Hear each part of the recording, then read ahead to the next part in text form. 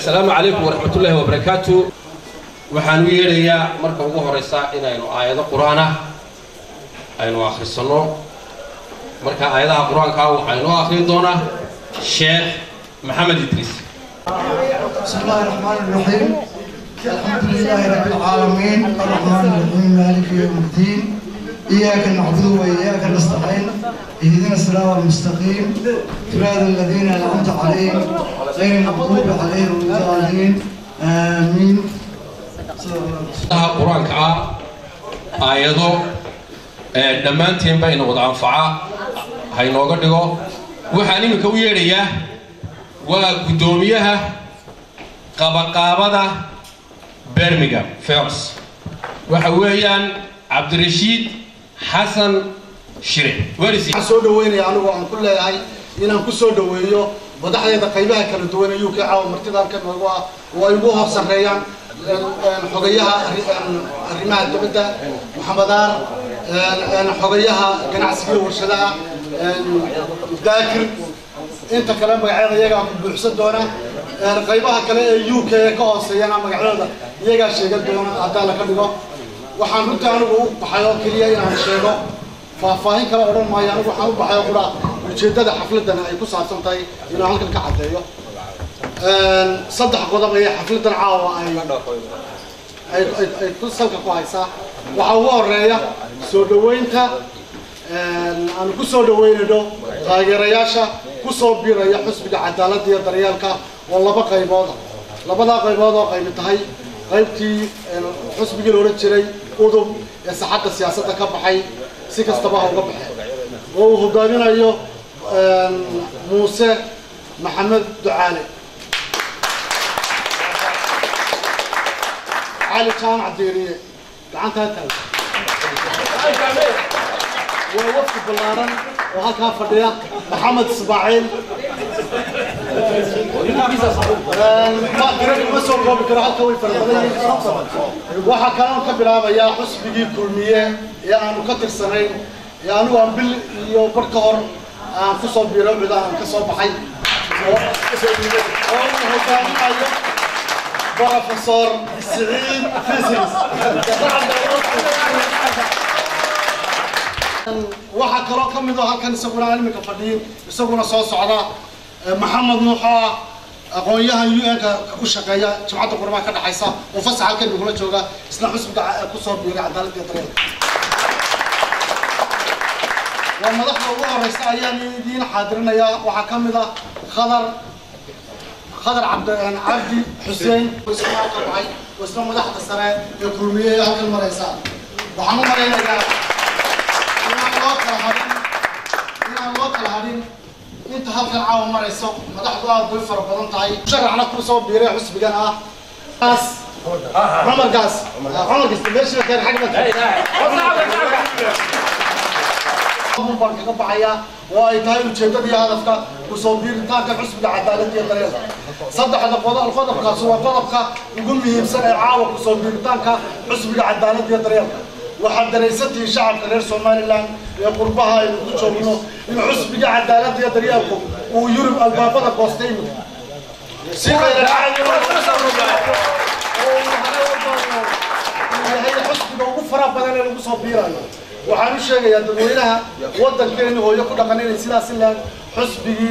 ay ugu soo biiraan waxaan filayaa inuu yahay xusbiga dhalinyarada xusbiga daayarta xusbiga hanan doona hogaanka talada wadanka ee mustaqbalka ilaahay baran ilaahay loo yacad way ka simayeen inta xubnaha ku soo biiray caalamka intaas oo gobol ka koobayna xusbiga cadaalad iyo daryeel ku soo biiray caalamka وعيالكاس كوي في رسالة ما كوا عطينا سا سيرو نصر يجوا سوا ورايا حسب كذا تايا وحسب سفيرين وحسب عن فريق سودان بيان عن الجلين وحسب عن مسوق ناس خروج الجلين وحسب خارج الصومال لان من يرده قامين ساعات السياسة تاعي تعصب تاعي وأنا حسب كمان كذا لقى يقول هذا وين يقول أصلا كبرنا أنا لو تعلّى أرتين بدنا هذا الكين اللي تايو الميكروفون كان الله يقول حلي hoggaanka Somaliland maanta aynu ku fadhino meeshii laga aasaasay inay tahay waxaynu xusbigan cadaalad iyo daryeelka xusbiga leeyahay ma xusbi cid gaar ah leedahay ma waa xusbi shacabka Somaliland baa leh oo ku midaysan waana xusbi ay ka muuqato dimuqraadiyadu waa xusbi gudoomiyeeda haneeyay inuu dhalinyarada ay ku soo dhaweeyo maslaxadda siyaasadda ka tartamaan magaciisa jiro waana hambalyeena Faysal Ali Hussein وأنك قرر الدفاع قرني ماذا سوماليلاند وأنك عن قبنين عن عدنا أماني عدوا البقار كذا عدالة مو حسب عدالة دي الدريال كنا وحويا حسب سيداوي وفيصل وقص التياي وحسب شعب سوماليلاند مسلمين مدن يمروا يوحنا تقع سنة شعب سوماليلاند ترشوق يدي بتشوق بعد إن حسب عدالة دي الدريال كان الله عليه ولو صابينه وأنا ضدك كان السين عيوه وحندوري أنا هلا يرايو كذا تجا حكومة ما تفسر طلبها هيسا وحسبي أيضا باش ما يالله وحسبي به موجودة وين يقارن كان سوماليلاند ما تهجمين يا هو هلك كي وركاس أنا ويبيرا كل ده سوماليلاند ما كوا هذا ما هجان كوا هي وهو مدحوينه كوجو ليستي إنه مر لبعض كسر نقطة مصلحة السياسة ما كان سوماليلاند هجامية وقت دي هالكنكو وين يركو هالكنكو دقالكو دعي وحسب جيل لها ضدك يجوا طلع بكر يجا مسيا بكر شوكا إلى هو دعي سياسي لا يدري وحلا مدنا ما الحوي كنت سيدك وقهم بيان عدك كوسيا لبدي يكون يطبقي أنا كم إلى عندك كوسيا وين أبوها بيصير جانا وفرطو واحد على تدقها واحد شقينا يرجع مكسر كاسر ريال تلمان قال لك بحناية مدنا ما الحوي شرف بعض نجوم مدنتاي لكن سيدا هجان كان عتكو وتقرأ كسوماليلاند طريقة إنه بحر الماء وحلو بعينا كسوماليلاند مدة يسوع عليسو ذاتك شعب كان يسته وحن سوماليا وصل نقولني وإن وحن كون أكثر من مساعدة لن معدنا وإن كفانا وحن قعد سنة يوم الحوينا هي حكومة ديسو إن يسحب دقن كان عصر يا إلتي بين يبدشوا وإلتي معدو هذا كان تبعسن وشعب سوماليلاند ودقن ولاته وعبشة دقيسته وحشيك دقيسته يعني وراء عدل صدق إن غرام مشرع منه قليها وكونستيوشن كان كقرا إذا ماذا ملترية بوليس كيا سلوكتا لبعض إذا وحنكو حسوسا كرا وحيدل كان يكدق علىنا إذا كيسياد برا وحكوسا كوريا إذا ماذا صدق إذا هنقش يقول وضيع حكومة ما توعي كوسا كوريسي RRSBU وصل ماذا حول المياه اللي هو الفور الدو الفايف قولوا يا شيخ هنك تشعب قرياتك وقصد هذا تري محاي كوكل الدوين مياه هنا أحمد محمد سينايو ما كان مدحوينا ما كان مدحتوي هذا كشيء ما عيد كلام قصاص وكبرتين سويدين تشعب الصوماليلاند وحي سويدين يعني ما مدحويني وعن كلها هبدا كان كلنا بدشان بالي تكبر يا فما ده مكتوب معي هذا شعب ديوضات الفراد بانقم على العلمية وحن لفتينا يلفتنا بكات بعي وقتلنا تقوضا يبا والسلام عليكم ورحمة الله وبركاته شوقا وحوي قدوميها وحويان قدوميه برمجان محمد عثمان ديريه قدوميها قبل صاحب وصدوه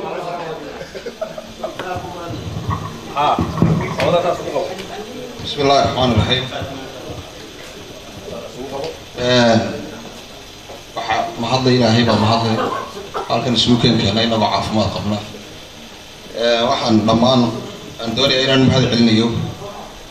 qoladii qabanqaabada ka soo shaqeysay madashan quruxda badan ee isugu nimid ee kulli ariguna ku jira barmale halka waxa joogta madaxdii xisbiga laamaha UK oo dhan Bristol London Cardiff gudoomiye guud ee xisbiga محمد جامع gudoomiye UK baan ku soo dhaweynaa محمد xogayaa arrimaha dibadda ee xisbiga isna waan soo dhaweynayaa عبد علي ذاكر xogayaa maalgashiga فوزية عثمان gudoomiyaha abaabulka garabka haweenka xisbiga cadaaladda iyo daryeelka Mustafa oo ah warfaafinta oo ka socda isaguna Bristol Anis oo ah Cardiff dhammaantiin waa salaamantiin waxaan soo dhaweynayaa marti sharafta ka soo qayb gashay xafladan intii aanu ku soo macsuunay ee naga ajiibtay iyagana waan salaamayaa waxa kale oo aan salaamayaa waxaan soo dhaweynayaa intii ku soo biirtay xisbiga cadaaladda iyo daryeelka ee ka soo baxday xisbiga kulmiye waxaan leenahay gacmo furan baan idinku soo dhaweynaynaa waxaan xisbiga cadaaladda aad baan idin salaamayaa marka hore waxaan idinku soo dhaweynayaa waxaan idinku soo dhaweynayaa horta marka hore Birmingham dhammaantiin madaxda xisbiga shacabka cusub ee nagu soo biiray xisbiyada kale ka soo digarugtay reer Cardiff Bristol London lafteeda aad bay u badan yihiin dadku hadalka anigu idinku badin maayo caawa oo madax badan baa hadli doonta laakiin waxaan idin leeyahay dhammaantiin ba welcome aad baan idin soo dhaweynayaa والسلام عليكم ورحمة الله وبركاته. عبدي علي حسين محمد إبراهيم وسعيد فيزيكس وحويا معلن كي مشرح مدحوينه إن شمال علي حسين ومعلن كي سويا وقع صعب دير هذا الله يكرمه.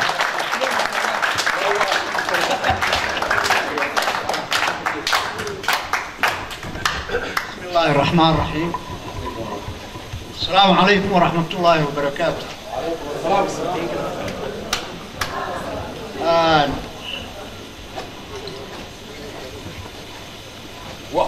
وصعب كده.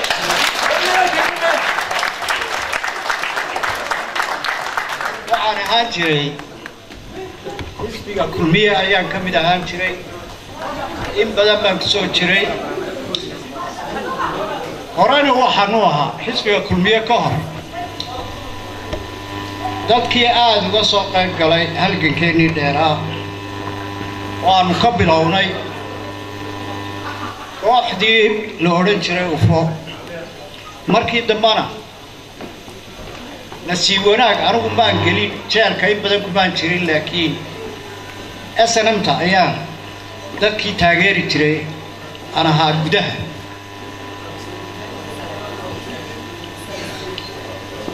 markaan ku soo noqdo xisbiga kulmiye runtii xiiso badan ayaa aniga iyo dadan ka mid ahaa aanu u qabnay madaxweyne Axmed Maxamed Maxamuud Silaanyo waayo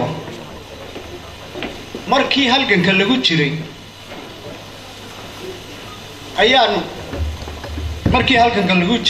ayaanu aad aan islahayn experience badan uu ka helay marka SNMta intii aanu iman ee wasiirkii ahaa dawladii hore ee Siyaad Barre wuxuu ahaa wasiiradii aanu xaman jireen lahay malaha dareen wanaagsan buu leeyahay markii uu soo baxay oo London yimid qolooyinkii waxaan ka mid ahaa dhalinyartii u halgamaysay inuu ururka SNM uu madax u noqdo sidii baa dhawowday dabeetana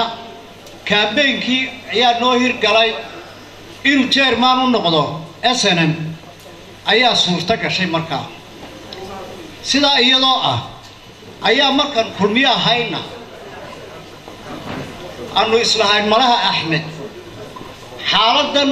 qasare sida ah dalka uu ka saari karaa hase ahaatee xaalka maanta uu dalku marayo iyo siduu yahay sidii aanu ka rabnay ama sidii aanu filaynay arrintii may noqon runtii waxaan odhan karaa markaa dadweynaha Soomaaliland baan la hadlayaa anigu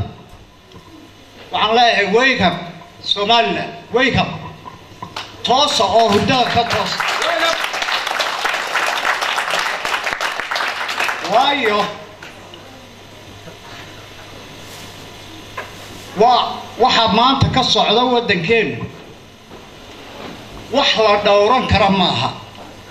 waxa weeye waxaad arkaysaa odayaasheenii dhaqanka waxba u dhiin maayo odhan maayo odayaasheen laakiin waxay ku dhex qasmeen dowladdeenii bay si xun ugu dhex qasmeen dowladdu waxay ahayd tii hoggaamin lahayd ee dadka kale hoggaamin lahayd ee odayaashan ku dhex qasmay dowladnimada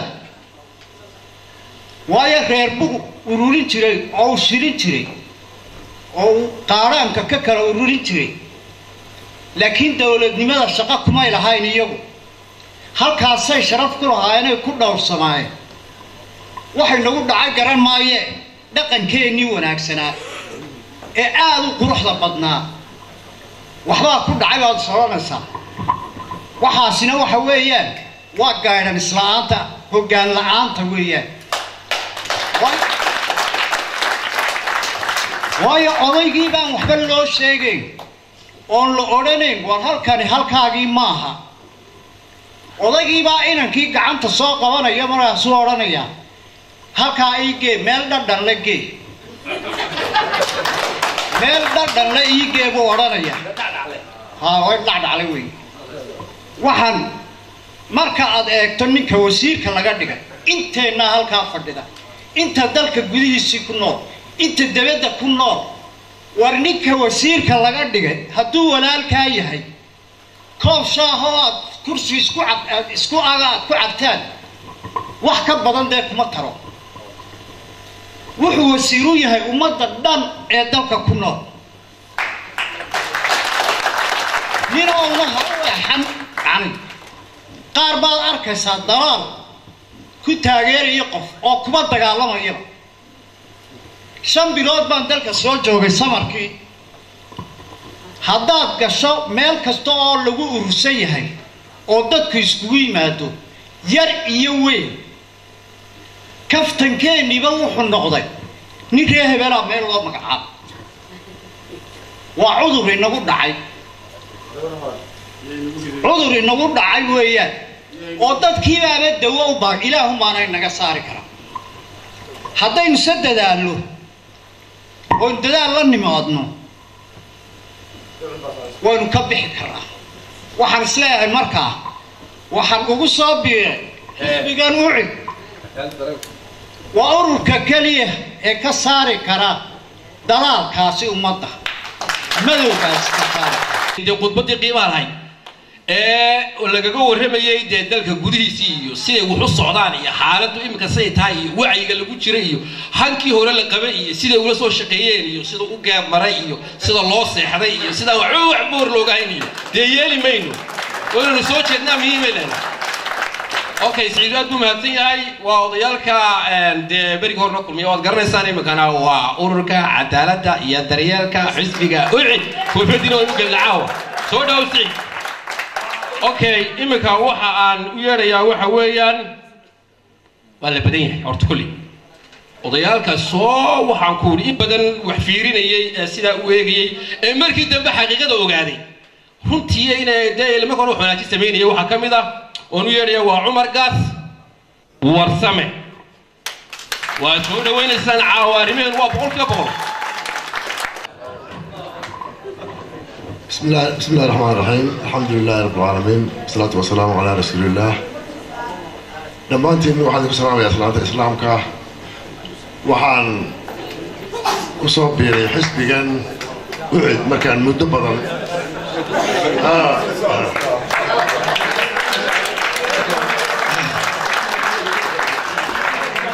مكان مدبرا هيك سيابا وصعدان كل مير مركي وراءها وحناها نكي مسكحة سكسو صاري قدقي لو هشيسية سلام قال يسيرايو لكن مسكحة سكسو بحضي وراءها وحي ورابا قالي ballanqaadkuu samaynayay markii aanu ku jirnay howlaha markii ay dhammaatay wax alla wax uu ka fuliyay ma jirto xataa inuu xitaa mahad u celiyo ayuu u qori waayey waxa ku xeermayna waxay noqdeen wax aan cidna u joojinayn oo waayo aragnimo lahayn oo experience lahayn maalin habeen baanu waxaanu joognay meel hudheel ahoo waxaan ku shirayay agaasimayaasha guud sidaasaanu u eegnayoo markay birid bay soo qaateen oo ka soo baxeen meeshii oo waxaanu eegnay nimankaa meesha laga dhigay agaasimayaasha guud waa agaasimayaasha guud oo dhan nin xafiis hore uga soo shaqeeyey waxaanu ka helay laba nin oo waayo aragnimo leh agaasimaha guudna waa taqaaniin agaasimaha guud waa bolosiga ninka wada wasaaraddaba ee haya markaa waxaan kusoo gabagabaynaya hadalkayga waa kolley waa inta yare hore uune inaan u mahadnaqo xisbiga iyo dadka sharafta lena u mahadnaqo waxaan insha allahu dee waana isbaran doonaa anigu reer beelgahan baan ahay waananu isbaran doonaa insha allah madaxdana de waa baran doonaa asalaamu calaykum waraxmatullahi wabarakaatu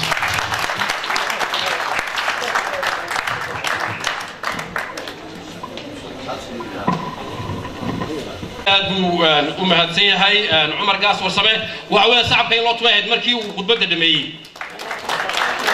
ولا سيعاو هرتا عاو ولا سيع والله بالله عاو ولا سيع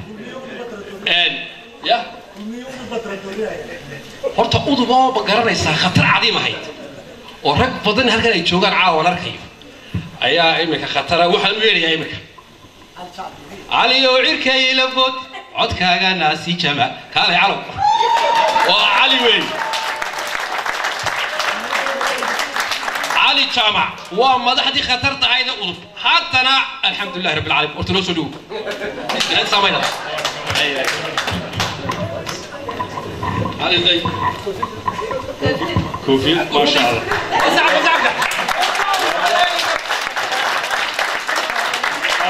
aad mahadsantiin koofiyad aad u qiimo badan weeyaan runtii sharafna way ii tahay inaan caawa madaxayga saaro tan oo kale ma xidho laakiin ta wixii ku qoran tahay waa khasab inaan xidhaa biidni illaahi tacaala intaa kadib saaxiibkayga igu soo dhaweeyey aad iyo aad baan ugu mahadnaqayaa dhalinyarada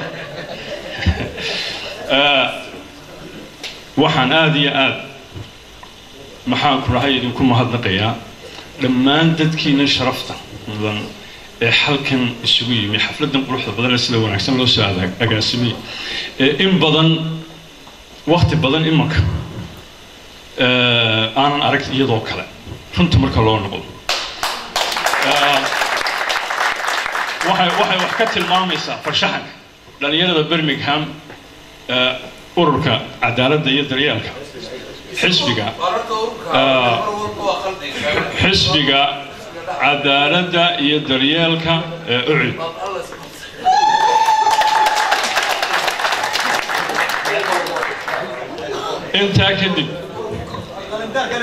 intaa kadib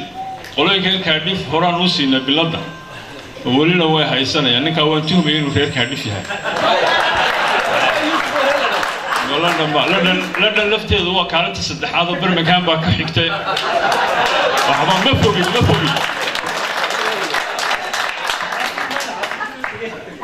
سيدا هرب الله شيء أنا ولين أدوبي حنبانها وحيا هيتونتي بروتوكول كأدوب وهو يدي أما أبيه حسبيه هي الديمقراطية الصومالي لان أيوها بروتوكول كي موسى محمد دعالو يقصيني يسبح لكن جوهرتين السجى سود ويسام به هذا يجهر رئيسيسان وحبس لكن أنا قلفتني هو كل شيء يا بروتوكول كم بندوريا واسي بندورا أنت هذا كجدبو كل واحد دوني أنا وحير كتابته سببها يقول كل في وعد inaan ku soo biiro caawa oon halkan ka caddeeyo sababuhu way fara badan yihiin inta ugu muhiimsan uma ka taabanaya 4 sannadood oo imanka xisbiga kulmiye inoo haya dowladnimada ayaan gaatifay oon duganayay bal xisbiyada meesha saaxadda siyaasadda ku jira ka ugu mudan dhinac kastana waa iska taagan hoggaankiisoo kale meel kale baan haddaanan idiin tilmaamin hoggaanka xisbiga ucid oo injineer faysal cali waraabe ugu sarreeyo oo aqoon-yahan jamaal ku xigo oo aqoon-yahan cabdirashiid ku xigo oo halkan maxamed aar fadhiyo oo halkan adeeluka daakir fadhiyo adigu wadunde aqoon u dhiganta oo xisbiyada kale ee maanta jirta jaanu ma hayo ninkii hayaana uu sheegi doonaa waa fadhidaan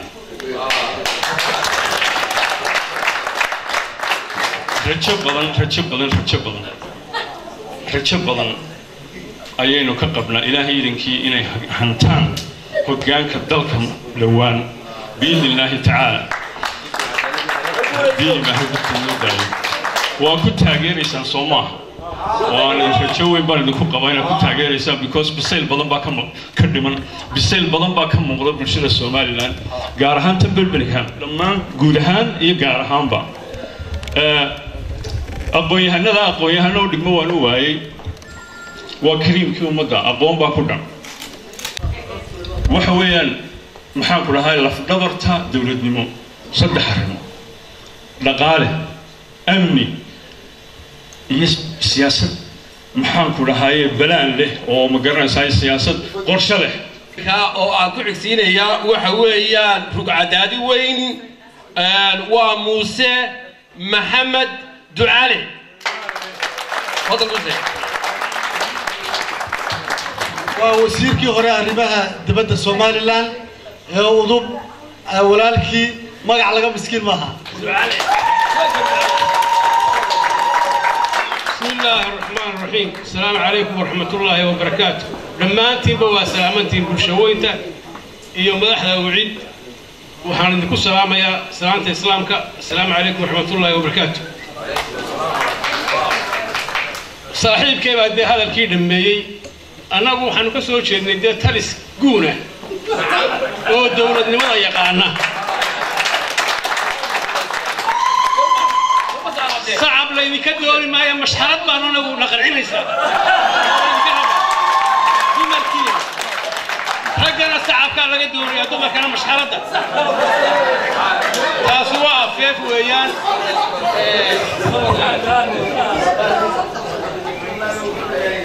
وحويان وح صاحب كيف هذا دمي كنت وحبا وأنا وحان كبيريا ويرد هذا 3 قربان كهضليا mid waxa weeyaan sababta aan ugu soo biiray hadaan u garab ka nahay udub ee Birmingham runtii garab aad iyo aad u weyn buu ahaa oo aad u abaabulan rag waa kala guuray wax dalkii qabtay iyo wax magaalooyin kala qabtayba laakiin intaydan joogto baa matalayna meel kastaba ha u guuraani saaxiibkeeda hadalkaygu horeeyay si kalsooni leh baan u cadeynaynaa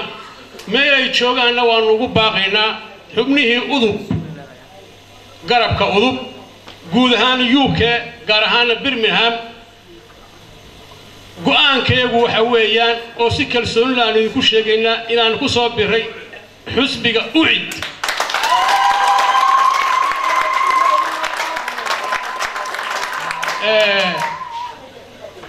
sababaha anoo dhaadhaadaya saaxiibkay baa sheegay waxaa ka mid ah حوالي 6 سنوات يا بربانو سؤال أذا نهرتيلي بين هذا كسؤال وأذا جاو سويديو تيو أتكيد بين نهرتيلي ما دام أنو هند ركتلسو جونة أو خطر عظيمة أو ذلك إن بدن سو حكومي سؤال شيء وين لا وإحنا رفض ما ينقونه ولا أتكاتي وأنو كفكر إن بدن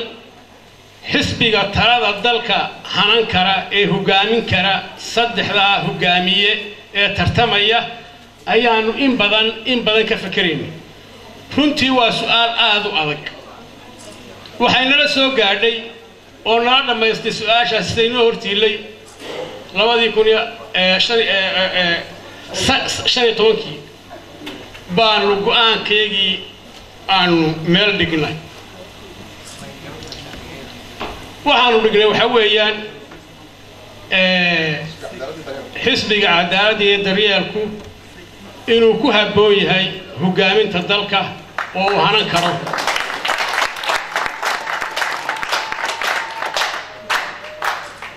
waxaanu isweydiinay waxaanu u baahannahay ama dee bulshadu waa u baahan tahay waxaan u baahanahay waa cadaalad waxaan u baahanahay waa sinaan waxaan u baahanahay waa xuquuqda bulshada oo la ixtiraamo waxaan u baahanahay xuquuqda madaniga ee shakhsiga reer Soomaaliya xaq u leeyahay oo la ixtiraamo waxaan u baahanahay xorriyadda saxaafadda in la ixtiraamo xorriyadda ganacsiga ee xorta in la ixtiraamo waxaan u baahanahay dadka ducafada ah dabaqada koowaad dabaqada hoose iyo dabaqada dhexe in la daryeelo oo la taakuleeyo waxaan u baahanahay da'yarta in shaqo loo abuuro waxaan u baahanahay in caafimaadka hore loo mariyo waxaan u baahanahay dee wax badan oo aan la soo koobi karin qarankan taladiisa yaad ku aamini kartaan baana hortiili yaa ku aamini kartaan qarannimadii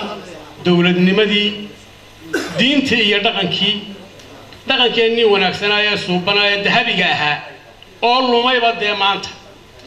oo siyaasadi lumisay waxay nala noqotay oo aanu ka qaadi weynay xisbiga daryeelka ee ucid inuu hanan karo soona celi karo مسؤوليات انت على اجنا ان ku aamini karo runtu waa caynka been idin sheegi maayo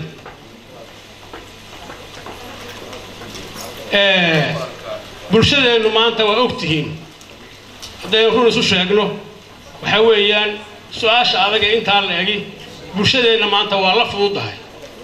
sababtuna waxa weeyaan ama dhinac qabiil bay ka eegayaan ama dhinac mansab iyo adduun bay ka eegayaan ويلا فوضى هاي سؤال شو مانته لكن هو سؤال آدي علوس هجان كدلك عدي لجو آمن لها إن لقى فرصة أردنا أول بلقى إيجو أنا وهذا كان أنا كقاعدة لي وأيجو أتكي كنتي وأيجو أتكي صبح ما صوك عي إنترنت كان فري وهاي صوب هاي شماعة الحسين ومقاحي كشاهي أو كقرآن قرآن قضية مويه عشاء مقاحي ضدك كان طبقات الدحية ضدك عادي يهدي فريستان هي منصور يد ما هي أمباسادور يمشي وهو يرد رسولته ما هي وهاي قصب هاي يسوى أرنح مريا بعض ليال نح مريا أو عادي بقول شيء الله شيء سنة وهاي قصب هاي سوى بس كتير lacagtii bixinayo dadkii la sheekaysanayo waxay iga soo baxay soo xafada ku wareegayo wallahi ninkan dan yarta iyo masaakiinta iyo dad bulshadan dhexe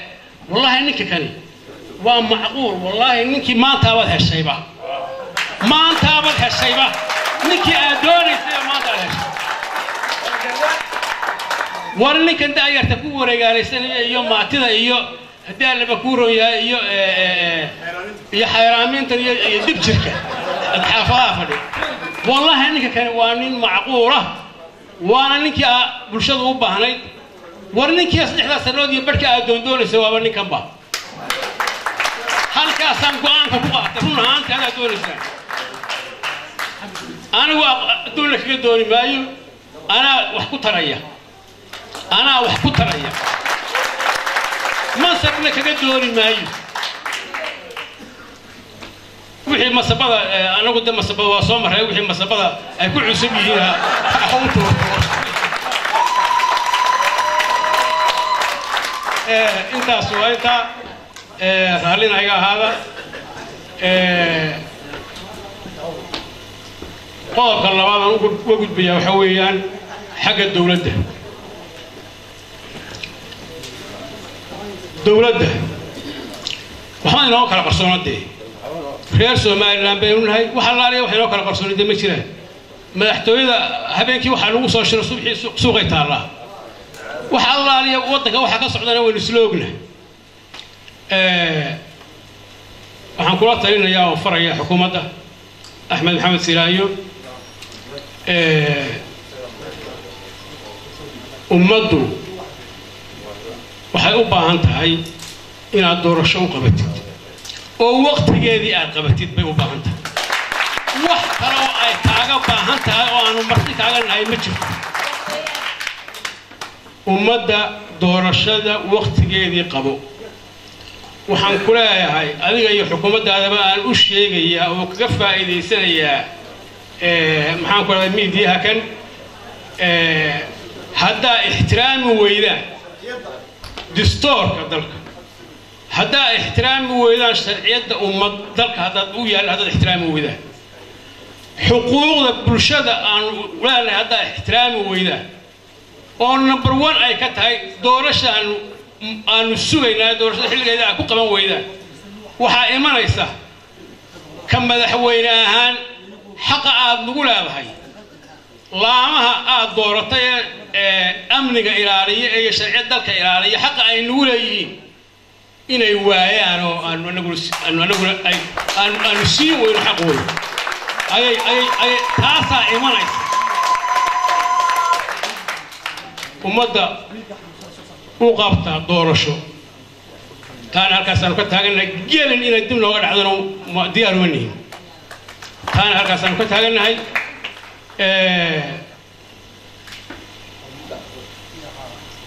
waxaan u sheegayaa حسبك الدليل كي يوعد هذا ما تنتهين صور وين تبلغنا نصيصين احترام كي الدين وكل دقها النوفتين حبلونا وكم ما تنتهين مش حرض النهارات كي أنا جايسية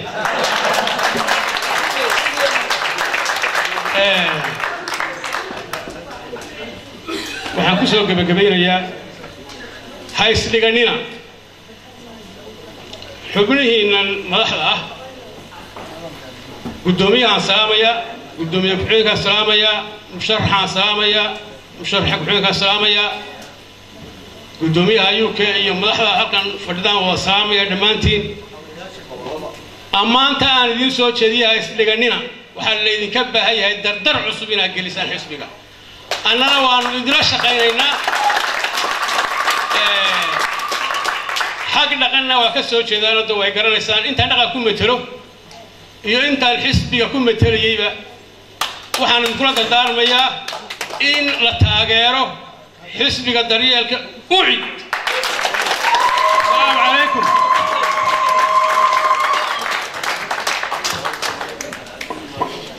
aad buu mahadsan yahay Muuse Maxamed Ducaale aad buu mahadsan yahay dawaarkiisa hawsha ka marayso waa odayaalkii ugu cuslaabay ahaayeen udubtii saldhigii aasaas maxaad u malaysaa meesha udubtii aasaasii baa socda arinkeen uu leeyahay markaa halkan iminka waxaan u yeerayaa odayaalkii Birmingham xisbiga cadaaladda iyo daryeelka waa ucid waxa jooga odaygii Cusmaan Diiriye ucid Birmingham welcome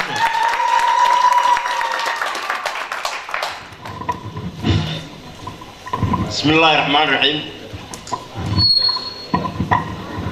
وما سنتي دمانتين بدك شرفت لمرتدى شرفت لك صوفي في شيء حفلة العاوة سيدا في عنو سوق قرشي waxaan soo dhaweynaynaa dhammaan xubnaha cusub ee ku soo biray xisbiga ee ka soo digay rugtay xisbiga talada waddanka haya ee kulmiye aad baan soo dhaweynaynaa iyo xisbigii hore ee talada waddanka hayn jiray ee udub aad baan soo dhaweynaynaa aad baan ugu faraxsanahay guusha aan noo keentan caawa waxaan ka hadlayaa in yar oo ku saabsan waxyaabaha hordhaca inta madaxda way joogaan laakiin waxyaabaha xisbigu qaban doono marka aanu talada waddankan la wareegno kow waxbarashada laba shaqo abuuris fara badan difaaca qaranka siyaasadda arrimaha dibadda wax badan laga bedeli doono waxyaabahaas oo dhan wax badan baa iska bedeli doonaa ta ugu muhiimsan ee wax laga qaban doonana waxaa weeye dadka danyarta ayaa xisbiga oo meel gaadha ilaa inta doorasho xaqa laga gaadhayo waana dhacaysaa waana imanaysaa laba maxamedo محمد إدريس إيه قال محمد إسماعيل ما كل حقوق يسوق لما محمد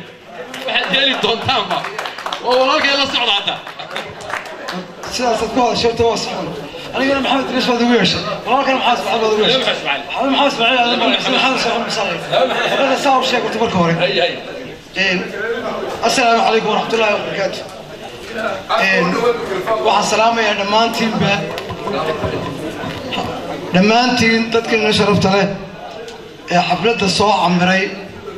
ملاك دير كيمي مدح إيو ورانلي إيو دومر إيو دمانتين وين السلامين كتابه إنه السنة لأنه سوري إيو حق إنه يلا عدالة إنه شيء وحول بينه وبين شيء حتى إنه وحا إلهي وسوري أنا وحكي لنا بعضهم والله بين قارين وجدتين إيه تارجت كنا ماذا قارين بينه نيكا سوى عصر صارت أنت ألوغ تكبل الله ألوغ أنت تكبل أنت تكبل عدالة فرشة قف سوى تكبل الله ما أنت غير العودة وتكبل الله نيكا سوى براتوا إن تكبل الله تقول عدالة سمعصو عدالة سمعصو ألوغ سمع عدالة ولا وديلية قف ألوغ سمعين كريه عدالة قف سوى السماء عدالة أنت إلهي أتكلم كريسو حتى أنت أسمعسو محمد أنا تذكر أنا حتر دون توم بدنا حتر دون توم هديك كلام دون شكو قاعد ترى أنا ما أنت أنخدوغان ما أنت كي ورك كدونا سمعيو تبي لك قاعد ما عدالتي واحد مسكين سنة عدالة ما أنا قاعد عدالة نو تقولي سوري تبنان بسميه معها تخيلون كمها تدبراتو تبنون غنم معها وتلاقيني حدينا تايس كنت حكي لنا والله بناس المدن انتوا المدن خطر بيكو جدا وعويا قدوميو كحيجان كقرب كهوينك اي برمجان واحد اللي هوينك السلام عليكم ورحمة الله وبركاته وعليكم السلام يا مرتضى شرف طلع كل جين اروح عند الشغله تيجي السلام عليكم ورحمة الله وبركاته مدحda xisbiga gudida qabanqaabada mudane marweyn dhamaantiinba assalaamu calaykum waraxmatullahi wabarakaatuh dhamaantiinba waa salaamantiin gudbaynaa waxa weeyaan gobolada kale waxa aynu iminka galaynaa waa reer Kaadif weeyaan waa gobolkii aadka loo amaanayay aad arkaysay dee wacdaraha say u muujin jireen waxaan u yeerayaa Saamiya Axmed Khayre gudoomiyaha garabka haweenka Kaadif please welcome ragga dumarka hablaha wiilasha anigoo ku hadlaya garabka haweenka xisbiga cub ee magaalada Kaadif assalaamu calaykum ani badanayaa marka caawa maqashaan Kaadif waxay ahayd magaalo xisbi kaliya uu ka taliyo uu ka ololeeyo laakiin anagoo ah xisbiga cub ayaa ka soo baxnay magaalada Kaadif anagoo taageerayna xisbiga cub جمال علي حسين يفيس علي waxaan u sheegi lahaa oran lahaa dhalinyarada reer Soomaaliland meel kastoo joogaan inay garab siiyaan Jamaal maadaama uu yahay inaan dhalinyaro aqoon-yahana oo xutari lahaa dhalinyarada Soomaaliland ee maanta meel walba ku dayacan qaar la xidho qaar badoo qaateen intaba iyagu isugu jira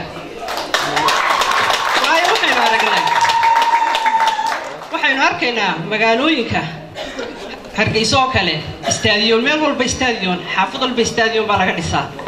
la yiraahdo dhalinyarada loogu talagalay istaadiyoonka dhalinyarada loogu talagalay dhalinyarada xaafad walba intii joogtun baa ku ciyaaraysa dhalinyarada Soomaaliland isku wada imanaysa istaadiyoonada istaadiyoonka waxaan u naqaanay garoon weyn oo ciyaaraha kubad cagta kubadda kolayga kubadalaliska orodada dhareer orodada gaab intaba lagu ciyaaro kaas oo kale ayay maanta u baahanayaan dhalinyarada reer Somaliland in loo qabto oo ay helaan isaguna uu ahaan Jamaal ninkii uu qaban lahaa ee u sameyn lahaa ee samata saari lahaa tii Somaliland maanta ku jirto wali waa kaarif weeyaan waxaan ku yeerayaa waa Anis Abdi waa xidhiirka waa reer kaarif weeyaan isaguna soo dhawaan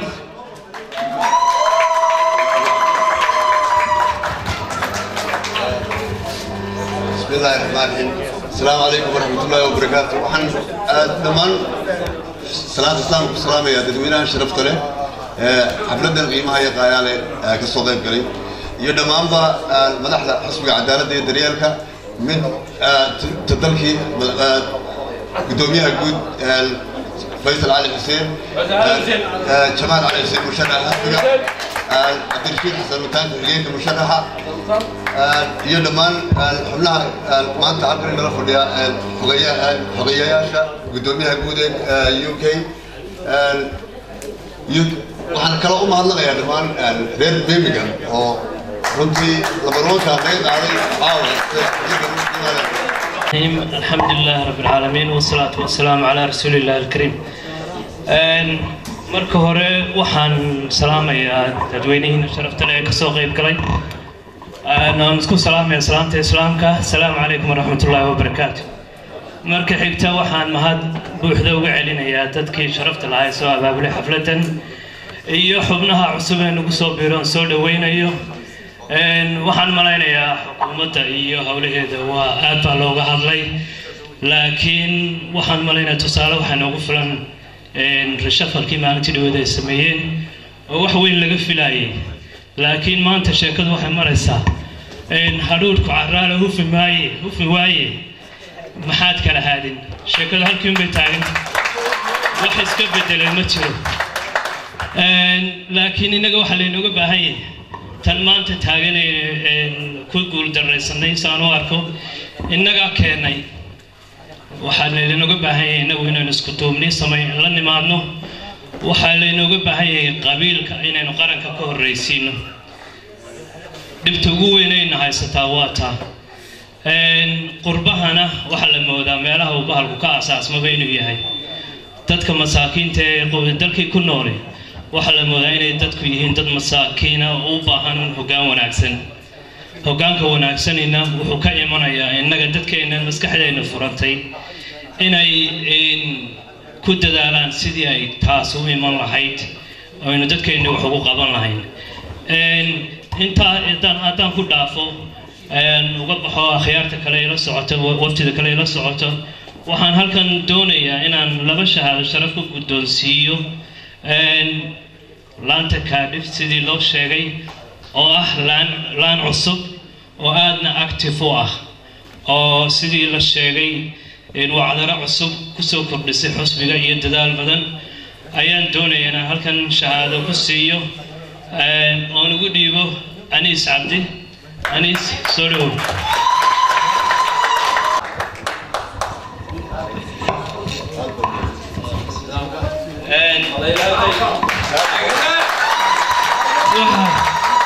waxaan ku xigsiinayaa sheeko qosol lahayd oo top 10ka ku jirtay muddo dheer oo laanta Cardiff laftigeeda ka soo baxday oo ahayd waraabihii carruurtiisa yiri la wareegay inta iga baxay sheekada uu keenay Cabdiraxmaan Axmed Maxamed Cagaf soo dhawow sheekadii ugu yaray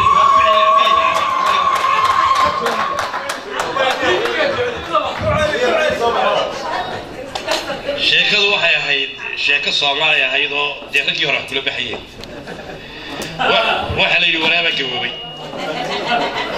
markaasuu isugu yaray nimadiisii markaasuu yiri balsi idhaho aniga loo diiwaan daalanahay ila wareega wax si qaabila way beeraabo tuurtay saareen xaqaas la qabteen galbeed markay xaqaa iyo galbeed la qabteen baa yiri xaqaa iga dayaa markaas maxaa dhacay yiri xaqaa geel horweyna ba kullay dib bay ula soo noqdeen bari bay la qabteen markaasuu yidhi halkaan iga joojiya maxaa dhacay wuxuu yidhi kareeb fara badan baan ku leeyahay haddana waxay la qabteen waqooyi markaasuu iga soo celiyey halkaa awr badan oo reeya baan kow kaga siiyey markay la wareegeen ay xaggan iyo xaggan baa kala yimaadeen buu markii dambe yidhaahdeen dee aabba saan kugu gallaateen إذا وادي قرودين أول بادي إنك صاحي ده وهو يدي يقوله وريجا إنت نفسك بحث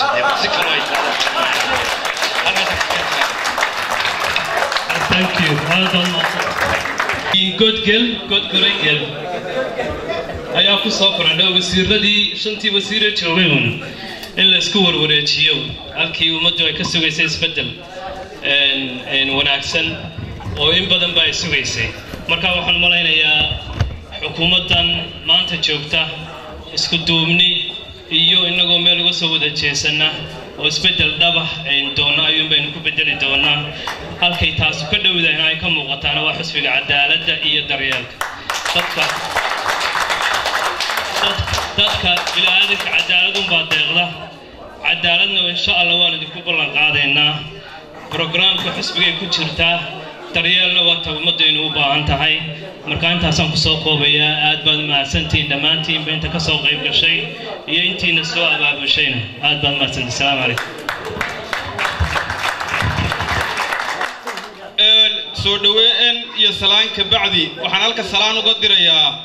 gudoomiyaha xisbiga ucid injineer Faysal Ali Hussein musharaxa madaxweynaha Jamaal Ali Hussein Cabdirashiid Mataan ku-xigeenka musharaxa dhammaan xubnaha sare ee xisbiga ucid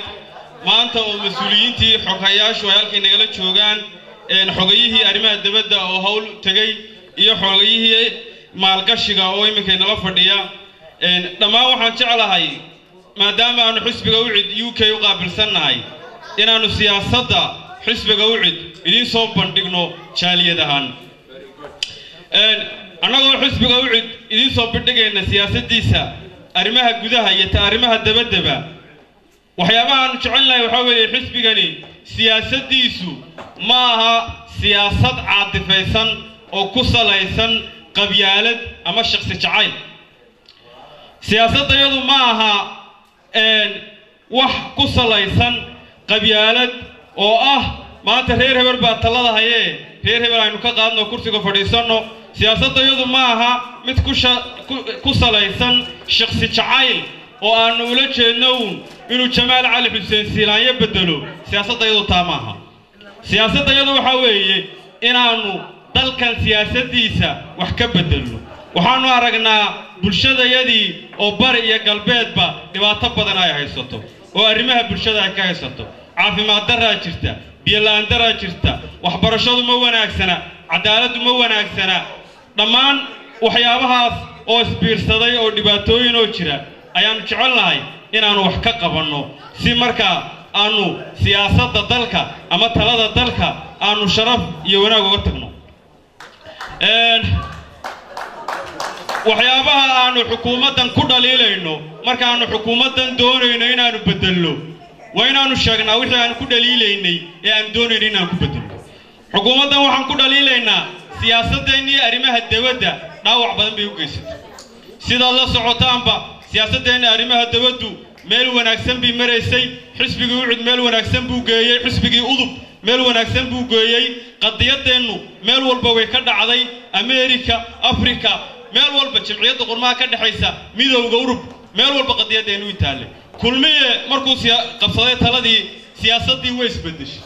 dhammaan dalalkii aynu xiriirka la lahayn ee saaxiibada haddii yihiin wadamada jaarka iyo beesha caalamka iyo wadamada reer galbeedka oo dalkan aynu joogno uu koow ka yahay dhammaan xiriirkay kulmiye u jireen waxay door bideen dawlada inagu cadow ahaa oo siyaasaddeena cadow ku ahaa ayay u fureen bogog cusub nasiib darro kumayna guulaysan saaxiibkoodan way seegeen kuwii cadow ahaa ee bogog cusub u fureenna halkii bay kaga tageen siyaasaddii Soomaaliland markaa meel dhul waxay dhacday meel cidla siyaasadda aanu markaa anagu markaanu talada qabanaa aanu markaa ku bedelayna waxa weeye waxaanu soo celinaynaa xiriirkii aanu beesha caalamka la lahayn ayaanu soo celinaynaa iyo wadamada reer galbeedka waxaanu soo celinaynaa xidhiidhkii wanaagsanaa ee waddamada jaarka inaga dhexeeyey khaasatan dal aanu isaga dhoweyn dalalka kale oo dalka Itoobiya xidhiidhkiisa aad baanu soo celinaynaa waxaanu soo celinaynaa waxa weeye wada shaqayntii arrimaha dibadda ee beesha caalamka naga dhaxaysay tiina waanu soo celinaynaa waxa weeye dalkani wuxuu u baahan yahay inuu saaxiibo ku yeesho dalalka bulshada iyo beesha caalamka inuu markaa saaxiibo badan ku yeesho sidaad la socotaanba dalka waxaa ka jirta shaqo la'aan aad u ballaaran shaqo la'aantaas inta badan waxay ku dhacdaa dhalinyarada waxaanu samayn doonaa shaqo abuuris baanu samayn doonaa intaas oo kun oo dhalinyaro baa ka baxa jaamacadaha waanu jahayn doonaa dhalinyarada waxaanu samayn doonaa mashaariic waaweyn oo ay ka mid yihiin beeraha xoolaha ciidamada naftirkooda waxa weeye saraakiil badan baanu ka qori doonaa dhalinyarada ka baxaysa jaamacadaha waanu jahayn doonaa iskuulo badan oo farsamada gacanta baanu samayn doonaa waxa weeye waanu la dagaalami doonaa shaqo la'aanta iyo fakhriga aad baanu la dagaalami doonaa insha Allah ciidamada waxbaanu ka qaban doonaa sidaad la socotaanba Soomaaliland waxay ku taalaa gees xasaasi ah geeska Afrika waa meel xasaasi ah oo ammaankiisu inta badan waxa weeye waxa ka dhaca waxyaabaha midra ciidamadu wax badan baanu ka qaban doonaa sidaad la socotaanba ciidankeenu jananadiisu waa wax tirsan weeye waa nasiib darro dhowr iyo 20 sano inuu jirnaa waxaad maqlaysaa jananka qaranka jananka booliska waa 4 ilaa 5 janan ciidanka dib habeen xoog laanu ku samayn doonaa ciidamadeena dib habeen xoog laanu ku samayn doonaa annagoo ka faa'iideysan doona ardayda aqoon-yahanka ee jaamacadaha ka soo baxaya waxaanu samayn doonaa abaabul weyn si dalkan u yeesho ilaa 100 janan oo waxa weeye kala duwan oo ciidamada ah waxaanu ciidanka ka dhisi doonaa niyadda ciidanku uma baahna inaad bira ku taxdo wuxuu u baahan yahay inaad aqoontiisa dhisto wuxuu u baahan yahay inaad qalabkiisa dhisto wuxuu u baahan yahay inaad tayadiisa dhisto ciidanku wuxuu u baahan yahay markuu waxa weeye aad ka dhisto noloshiisa asaasiga oo koow ka tahay mushaar qofku hadduu noloshiisa ka fakarayo shaqo qaran ma qaban karo waxyaabaha koow aanu ciidan ka qabanayno waxa weeye waxaanu ka dhisi doonaa mushaaharadooda oo aanu sare u qaadi doono si noloshooda ay u kaafeeyaan kadibna waxaanu dhisi doonaa qulubtooda si aqoontii iyo qalabkii marka ay u helaan insha Allah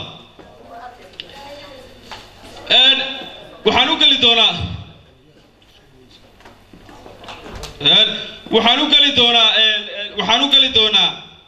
intaas waxay ahayd siyaasadii xisbiga u cid ee aanu doonayno markaanu talada qabanay inaan wax ku maamulayno imika waxaanu gali doonaa waxyaabaha aanu xukuumadan ku dhaliilayno run ahaantii ma aha qorshe dawladeed ma aha in wada yar oo laami ah oo aad kharashka ku baxaya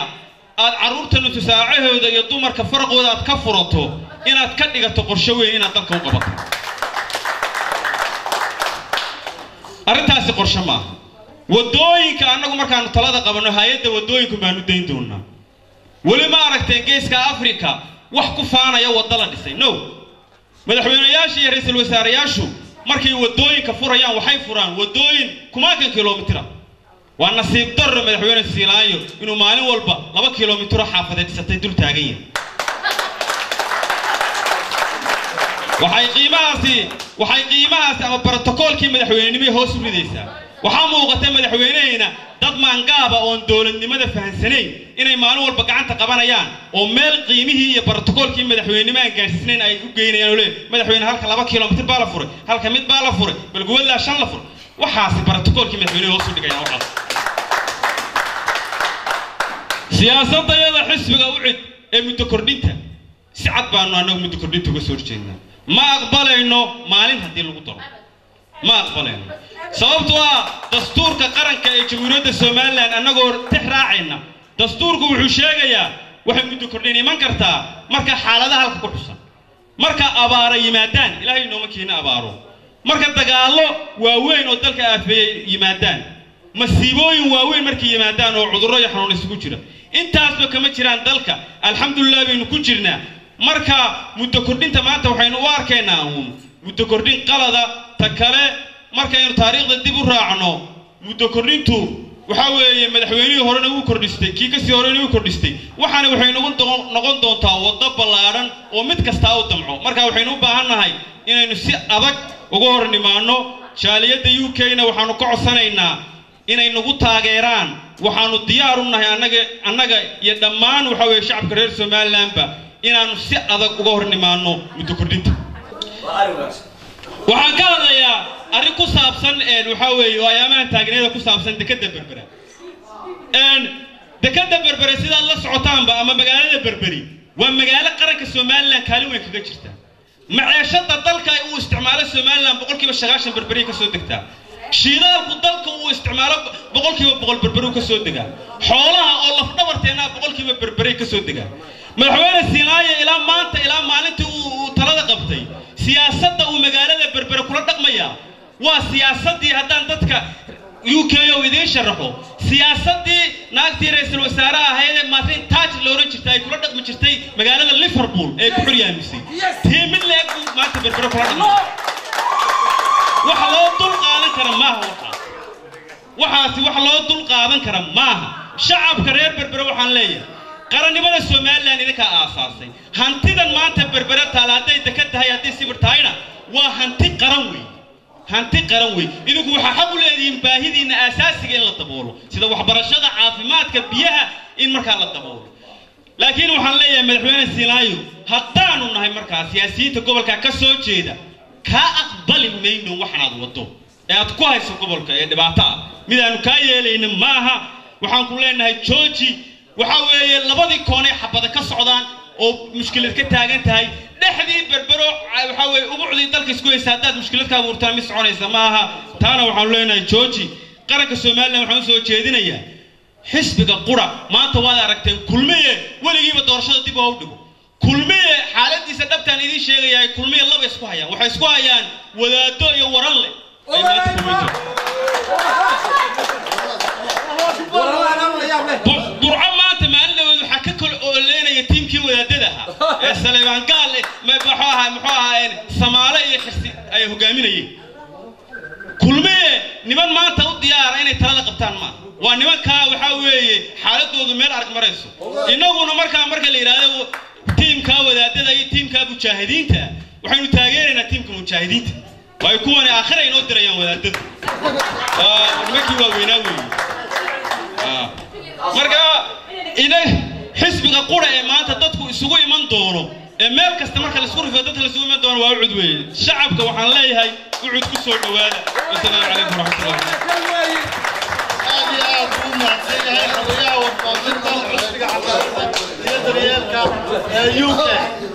waxaan filayaa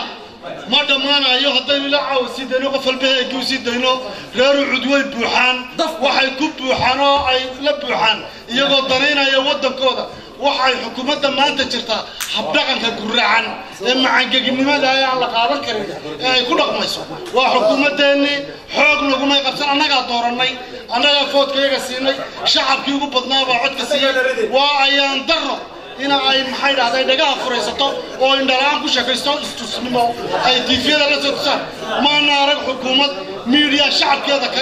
la xaytamayso gambar ku fadhida waa ceeb weyn imikana gabagabad iyo guddi waxaan ku soo dhaweynayaa xogoyaha maalgashiga oo aan u malaynayaa inuu suna hangaraca waa la ka dhigi doono waa mastar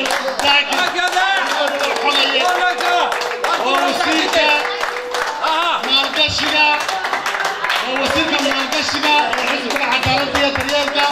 ووزير المستقبل حزب العدالة الدريالكا رجع سيد ده شغال يدي السلام عليكم ورحمة الله تعالى وبركاته أولا دمانتي مدنة يمروا يبقى واني السلام يا مركبرة أنيقو سلام دمانتي shacabka Somaliland u soo jeedinaya meel kasta ay joogan waxaan ka cudur daaranayaa marka hore aasa xusbi iyo aasa muwaadin waxaan ka cudur daaranayaa marka hore qof kasta oo xaayay inaan marka hore aan leeyahay xusbiga daryeelka iyo cadaaladda wuxuu u baahan yahay maaragtay inaynu wadankeena ilaashano runtii shacabka Somaliland xaaladda jirta wadanka waynu ka wada warqabnaa dhamaanteen picture-ka inaga muuqdana ilaahay marka laga boqo waa picture aad iyo aad u khaldan haddii aynu eegno jamhuuriyadda Somaliland waxaynu jirnay muddo 24 sano ah sidaynu la wada soconno doorashooyin kala duwan baa waddanka soo maray sidaad ula socotaan waddankeenana meeshuu taagan yahay waa meel aynu dhammaanteen ilaahay ugu mahadnaqno waayo 4 maamule ina soo maray mudanihii ugu horeeyay oo ahaa Cabdiraxmaan Tuur ilaahay ha u naxariisto iyo Xaaji Maxamed Ibrahim Cigaal iyo Daahir Riyaale Kaahin iyo Axmed Maxamed Maxamuud Siilaayo intooduba waxa weeye dhagax bay dhagax u geynayeen markaynu ilaahay ka baqno waddankana inaga leh runtii laakiin waxba isdiidan runtii waxa isdiidan waxa Soomaaliland lagu heshiiyay in lagu kaxeeyo nidaamka aynu garanayno inaga oo dastuur samaysanay waxaad moodaa xukuumadda talada haysa inaga leh haday xun tahay iyo haday fiican tahay laakiin waddanku markaynu eegno sida uu yahay badbaado u baahan yahay badbaadaduna waxay ku xiran tahay waxa weeye idinka weeye maaha annaga Axmed Siilaayo maaha waa madaxweynaheenii sharaf buu leeyahay runtii waxba qasan runtii badan qofka islaamka ana waxa weeye lama dulmiyo waddanka sida lagu badbaadinayaana waxa weeye hal dariiq baa bannaan oo ah dastuurka Soomaaliland wuxuu qabaa in doorasho xaq ah ay dhacdo sida u dhacaysana ay tahay in shacabka Soomaaliland xaqooda ugu weyn uu yahay inay wax doortaan waa dastuurka Soomaaliland xaqa ugu weyn uu inisiiyay waxa weeye inay codkiina qofka aad rabtaan iyo xusbiga aad rabtaan aad ku doorataan waana arrin uu dastuurkeenu qaba runtii waxaan dhammaantiin inaga codsanayaa marka hore waqtiga oo gaaban in aad eegtaan waddanka inaad badbaadisaan waxaad ku badbaadinaysaana ay tahay xusbiga daryeelka iyo cadaaladda wuxuu wadaa sida aad ula socotaan waddanka dhinac kasta haddaynu ka eegno wuu khaldan yahay hadduu khaldan yahayna maaha dowladda keliya in la qabsado maaha dowladda waynu aragnaa waxa weeye waa 4 gole 4 goleba waddanka Soomaaliland ma ilaalin maaha Axmed Siilaayo kaliya iyo fulinta in lagu cararo maaha baarlamaanka la haystaa oo 2 gole ah golihii garsoorkeenu ma shaqeeyo golaha kale ee fulinta oo ah Axmed Maxamed Maxamuud Siilaayo ma shaqeeyo isaguna waa la socotaan marka intuba waxay ku sii jeedaan runtii bob aynaan aqoon waayo waxaad aragteen waddanka Soomaaliland waxa ku jira kambaniyaal badan oo baaraya qaar baasiin baaraya jira qaar macalin baaraya jira Soomaaliland haddaynu eegno kambaniyada ku jira hal kambani waxaan hayaabaan u malaynayaa 150 kambani oo kala duwan oo dunida ah hal kambani oo Soomaaliland ku jooga si sharci ah ma jiro waad la socotaan okay waxaynu eegnaa marka xukuumaddu miyayna waxaan aqoon sharciga dunida u yaala waxa weeye haddii kambani loo yeedhayo ama haddii kambani uu waddankeena baarayo in la hayo investment law in la hayo way dabcan investment law waddanka ma yaalo saad la socotaan inagu maynaan samaysan runtii dowladda kaliya maaha baarlamaanka laftiisu ma sameyn xeerka isaga waxa weeye xusbiga daryeelka iyo cadaaladda uu horkacayo mudane Jamaal Cali Xuseen annagoo is haysana maaragtay waxaanu eegaynaa marka hore inaanu dunida ku eegno inaanu dunida la dhaqanno si sharci ah loo dhaqanno waxa weeyaan xusbiga daryeelka iyo cadaaladda wuxuu soo dhaweynayaa sharciyada dunida Jamaal Cali Xuseen waad la socotaan kullay waxa qoran sida aad la socotaan World Bankiga sida aad la socotaan GDP-ga Afrika uu ka hadlay hadda ka hor ka Soomaaliland uu ka hadlay si khaas ah waxaad aragteen Jamaal Cali Xuseen inuu Afrika GDP-geeda uu wax badan uu ka bedelay dabcan waxaad halkaa ka garanaysaan in Jamaal Cali Xuseen lagu aamini karo ma Soomaaliland kaliya waxa lagu aamini karaa Jamaal Cali Xuseen aan waliba iniga iibinaya caawa Afrika oo dhan ayaa lagu aamini karaa Jamaal Cali Xuseen sida la socotaan waxaad u laabataan wax yar aan iniga tusayaa dhaqaalaha Soomaaliland inuu yahay boob dhaqaalaha haddaad eegtaan dunida haddii uu dhaqaaluhu xumaado waa without employers way hadduu dhaqaaluhu u xumaado shaqa ma jirto saad la socotaan haddayna shaqa jirin waxa maqan oo kale kororkii dhaqaaluhu maqan yahay waxaad halkaa ka garanaysaan markaa without dhaqaalana security-geenu maintainsi ma sii soconayo walaalayaal waayo Somaliland nabad baa ka jirta laakiin nabadda ka jirta waxa la rabaa inaynu ummadda gaajada jirta aynu ka saarno waxa ka turjumaya baahida inta leeg dabooli kara waxa weeye xusbiga daryeelka iyo cadaaladda oo horkacayo Jamaal Cali Xuseen ani soo jeedinaya iyadoo waqtigu uu yahay xilli dambe xusbiga daryeelka iyo cadaaladda annagu waxaan walaalo ballan inii qaadaynaa in shacabka Somaliland meel fiican uu Jamaal Cali Xuseen uu geynayo kuna raacsanahay in waxaanu ku raacsanahay Jamaal Cali Xuseen inuu dastuurka Somaliland uu ku ilaaliyo wadanka walaalayaal maantana uma malaynayo qof uga aqoon badan wadanka oo wadi karaa Somaliland ma joogo aniga laftaydu haddaan isu sheego waxa laga yaabaa inaad maqasheen laakiin ilaa 4 bangi baan ka shaqeeyay Jamaal Cali Xuseen maanta wadanka qof uga fiican oo badbaadin kara ma jiro Somaliland run baa loo kala sheegayaa qof kastana danba ugu jirta inaad xusbiga daryeelka iyo cadaaladda aad doorataan wassalaamu calaykum waraxmatullaahi tacaala wabarakaatuh aad iyo aad buu mahadsan yahay xogayaha maalgashiga waan soo xidhaynaa xafladdii anigoo jeclaa waxaan ka cudur daaranayaa intii hadhanayd waxaan doonayaa inaan ku soo xidho Caasha Yuusuf Cali oo halkan iyaduna erayo ku wajahan xafladda ka tirada بسم الله الرحمن الرحيم waxaan salaamayaa dadka bulshada xisbiga oo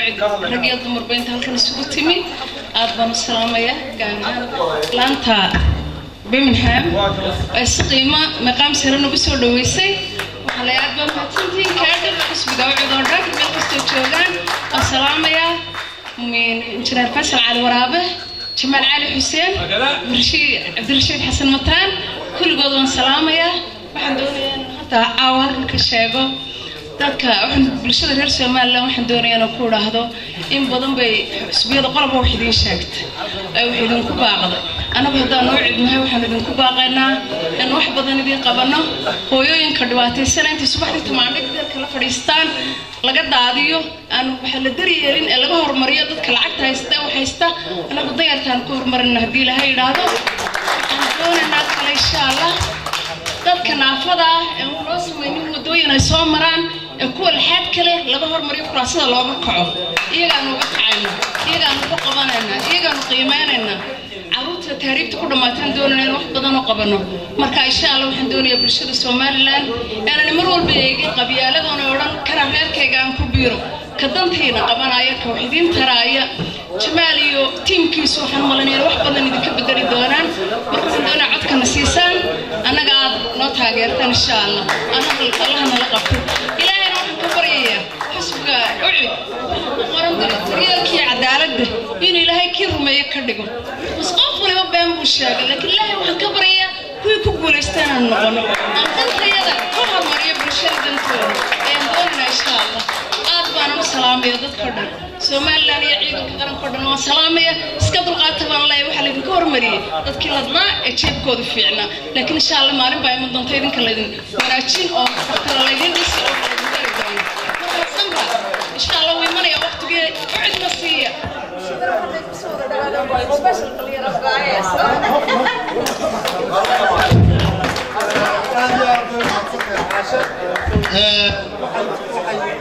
kamid ah erayadii ugu muhiimsanaa oo ahaa dadka inoogu itaalka daran inay ku xustay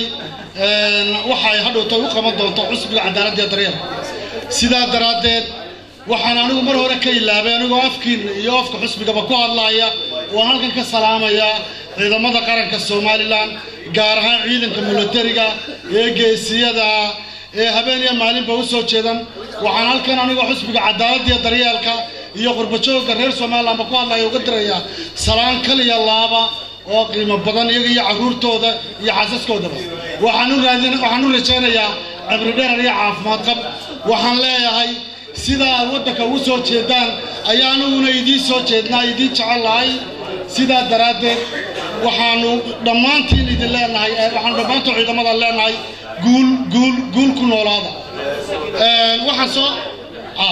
waxaan ku soo dhawaynayaa maxamed faarax gudoomiyaha abaabulka oo aan doonayo inuu isaguna halkan xoogaa oo inaga yidhaahdo intaa markuu ka baxo waxaan doonayaa inaynu xafladda u soo geli doono qayb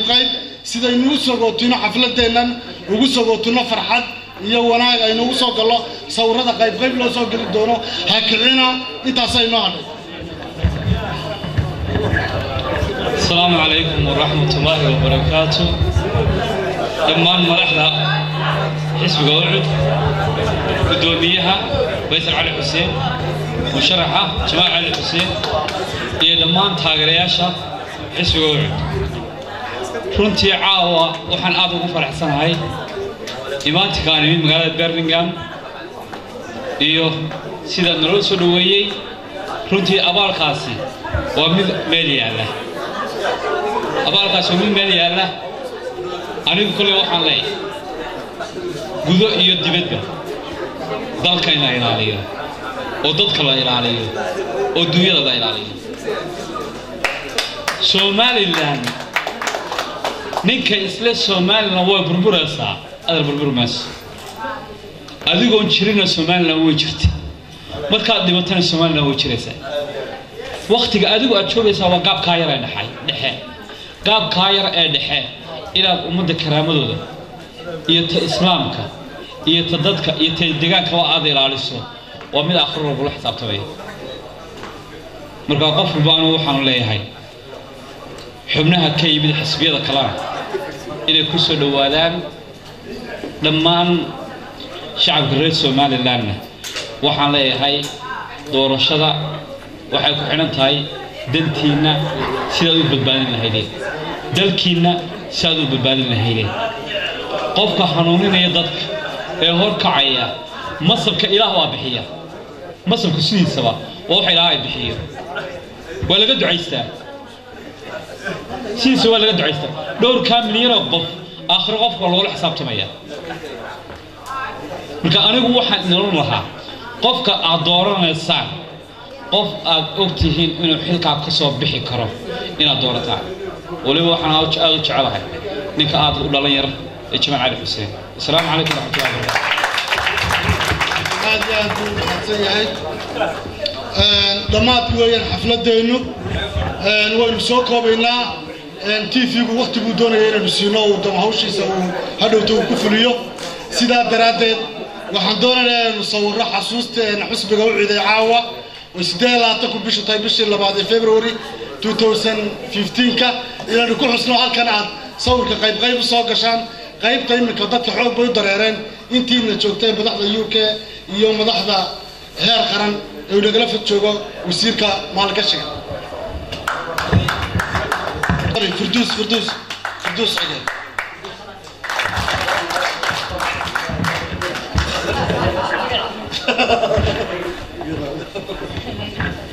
بسم الله الرحمن الرحيم أعوذ بالله من الشيطان الرجيم لما وحن سلام يا تاجرياش حسب جوعد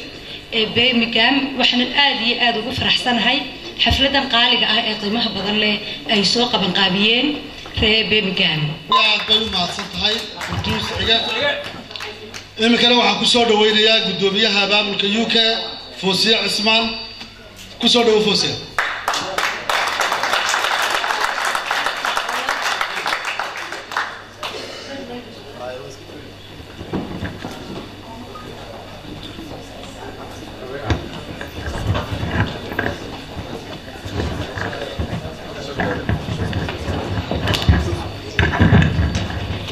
دمانتي وارد السلام يا أنا ويدك السلام يا سلامة إسلامك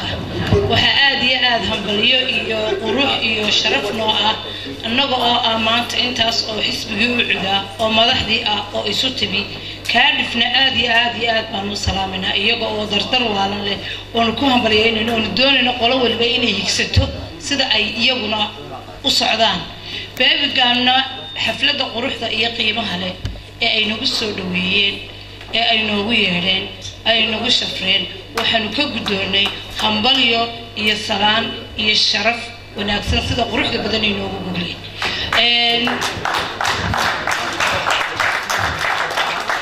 waxaan anigu oranayaa horta Somaliland saddexda xisbi waa geed kaliya oo saddex laamood bixiyay saddexda laamoodna waxay u wada socdaan meel qof kastaaba marka uu kursiga fadhiisto inuu isbedelo oo umaatida iyo caruurta iyo ardayda iyo dadka dhibaataysan inuu hoos u eegi waayay waa ayaan darro shalay dawladii siyaad waxaynu ku ridaynay aqalo loogu soo dhaco caruur la laayo dad la xidhxidho intiiba maanta waxay naga bilaabatay inaga gudaheennii lamana filayn inay inaga inagu soo noqoto anigu dawladda siiraanyo waxaa leeyahay wax dawlad qabiil ma aha waa dawladdana waxaan leeyahay siiraanyo haddaanu ogeyn waxa hoostiisa jooga ee dhibaatada geysanaya ee dadka aan u naxariisanaynin ee nin waliba isagu kiishka buuxsanaya in uu hoos u eego oo uu qof walba CV-giisa ka yiraahdo oo qof walba wuxuu u yaqaan iyo wuxuu yahay uu dib u baaro midna xirsi baan leeyahay markuu xirsi leeyahay anigu waxaan leeyahay waxa la iska kay celiyo dee nin naaxin iyo lama taabto la iskama kaa celi waayo wax kaa baqanayaana meesha ma joogo ragguna waa raggii kula midka ahaa ee dawladdii siyaad barre koobiya aanu qabanin ee ciidankii Afrika liqay ayaad maanta leedahay aniga hal ay taabto cid ku taaban mayso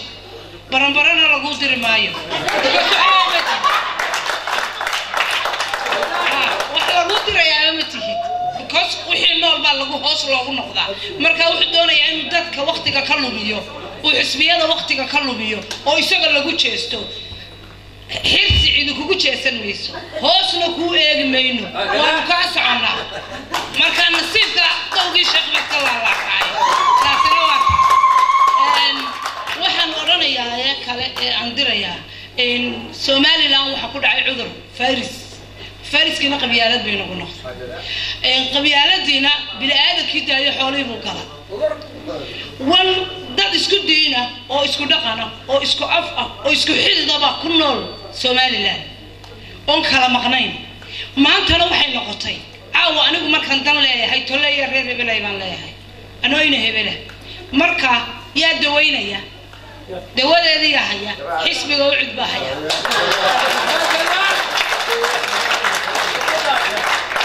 marka imika maadaama aanu aqoontii wadno caruurtii iyo jaamacadii anagu waxaan wadnaa dad CV wata dad aqoon leh jaahilkuna qabiilku wuxuu ka yimaadaa qofka jaahilka indhaala laakiin qofka aqoonta lihi qabiil ma yaqaano kana walaalka iyo kana inaadeerka ma yiraahdo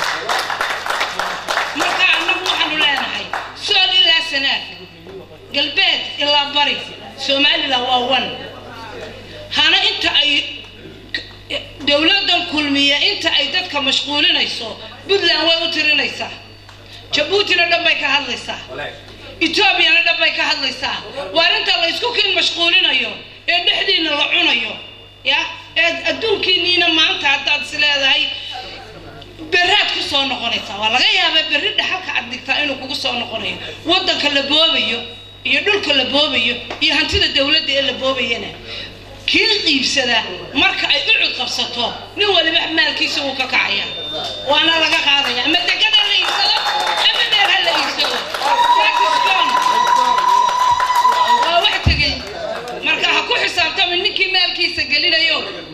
ha ku xisaabtamo beraa laga qaadaya hadhow doole waa xoolo dadweyne waxa qaadatay marka waxaan ilaahay ka baryayaana inuu ina siiyo guusha wicda way sareysaa guusha Ilaahay aan ugu soo talagalay shahaadado يعني جامعة مركز الدمية أرضي مركز جامعة الدمية وقتها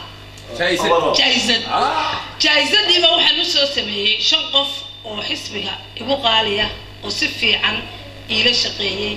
جعلها هنا دردرت أيضا وحكم إذا عبد الرشيد وحن سينا يا بيبي جان لبقف كارفنا لبقف بمسوق هذا بريستل لبقف بمسوق marka waxaan doonayaa shanta qof ويرينا قفل بين يسوكي سوتاغا أنا جاي قدومي هاي أو إفراح iyo gudoomiyahaygii abaabulka qowdhan soo istaag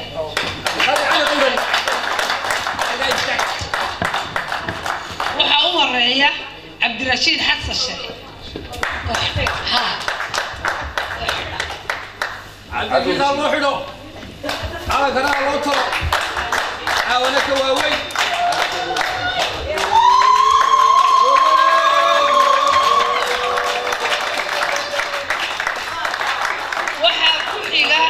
سعيد حسن علي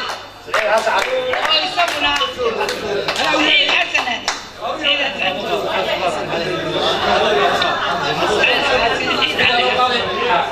سعيد حسن علي قال هي الحين هيك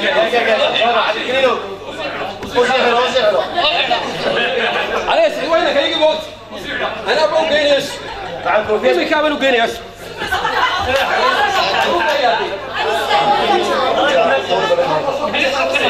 عبد القادر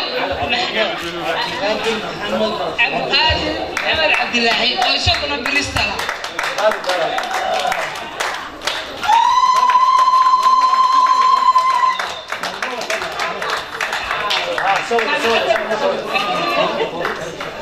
كانف شد ولا سوري عبد الكريم سوري عبدي عرف عرف عرف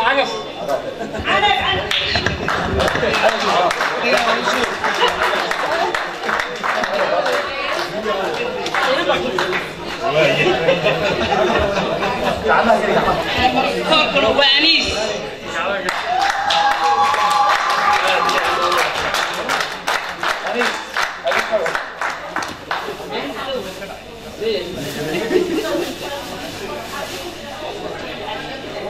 waxaan ugu talagalay waxa weeye haddii ay tahay maadaama ay aqoontii tahay xisbiga cud jaamacadda qofku marka uu qaato ayaa loo xidhaa marka waxaan ugu talagalnay inaanu cilmigiina wadano aqoontiina wadano horumarkiina wadano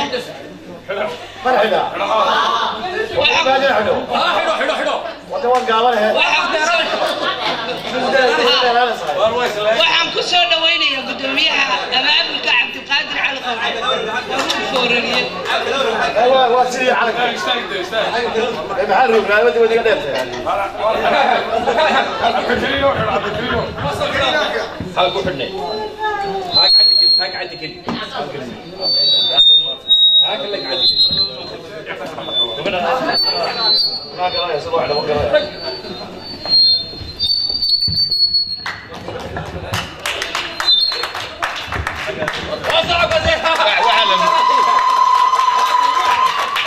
السلام عليكم ورحمة الله وبركاته.